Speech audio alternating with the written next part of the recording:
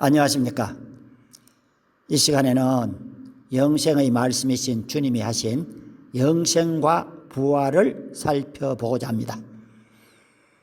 요한복음에서 영생을 언급하면서 6장에 와서 영생에 대한 구체적인 말씀이 있습니다. 6장에 39, 40, 44, 54절 거기에 마지막 날에 다시 살리는 것을 말씀하셨죠. 그 앞에 내게 주신 자와 아들을 보고 믿는 자마다 영생을 얻었다고 하지 않고요, 가졌다. 이게 원어가 에코입니다. 가지다, 지키다, 간직하다입니다. 우리가 아는 바는 영생을 얻었다고 하면서 천국 들어간다고 생각하실 것입니다. 아닙니다.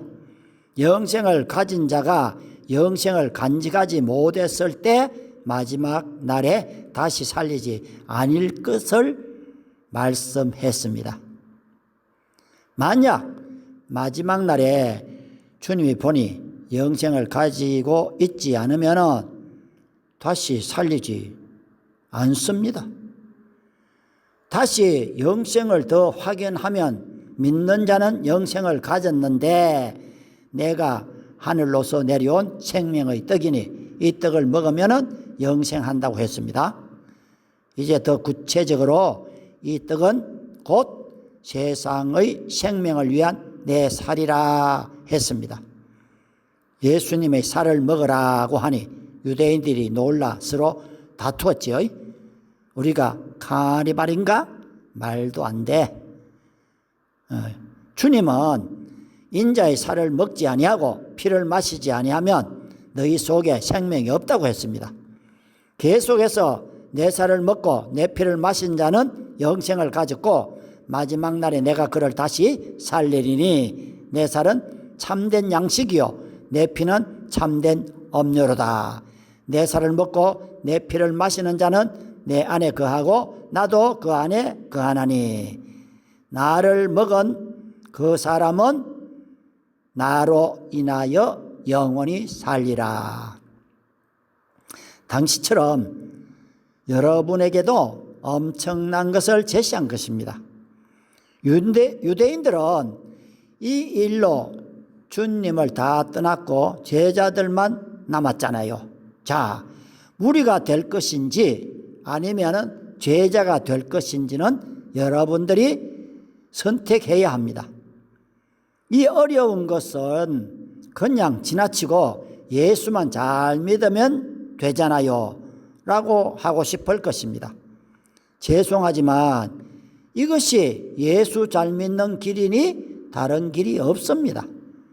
이것은 요한복음 3장 16절을 구체화한 것으로 영생을 얻으려면 예수님의 살과 피를 먹고 마셔야 한다는 것입니다.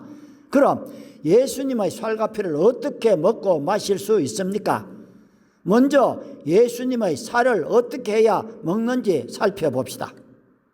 요한복음 1장에 하나님은 말씀이시고 말씀이 육신이 되신 분이 예수님입니다.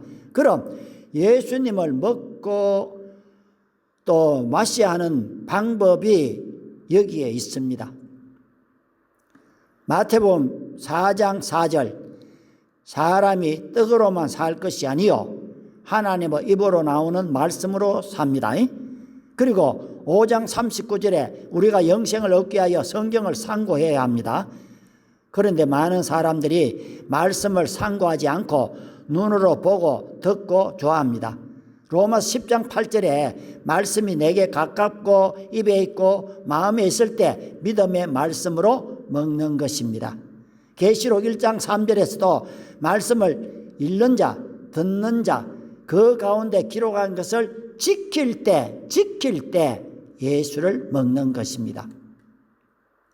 그럼 예수의 피를 어떻게 해야 마실 수 있는지 살펴봅시다. 히브리서 4장 12절입니다.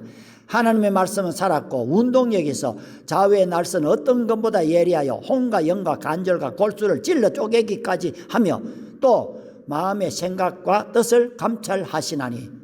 자, 말씀이신 예수님을 먹이면 수술이 일어납니다. 수술을 할 때 수혈을 해야 하듯이 예수님을 먹으면 내 심령에 있는 더럽고 추한 죄가 드러나므로 자복하는 수술이 일어나면은 예수님의 피가 수혈이 된다, 이것이죠. 이것이 예수님의 피를 마시는 것입니다. 즉 회개하면은 예수의 피가 우리의 죄를 씻어주므로 우리는 주님의 피를 마시는 것입니다. 우리가 말씀을 듣고 마음이 찔려 회개하고 세례받고 죄사함을 받는 것이 주님의 살과 피를 먹고 마시는 것입니다. 오늘날 이것이 없다면 영생이 없고 마지막 날에 심판의 부활로 지옥 갑니다. 감사합니다.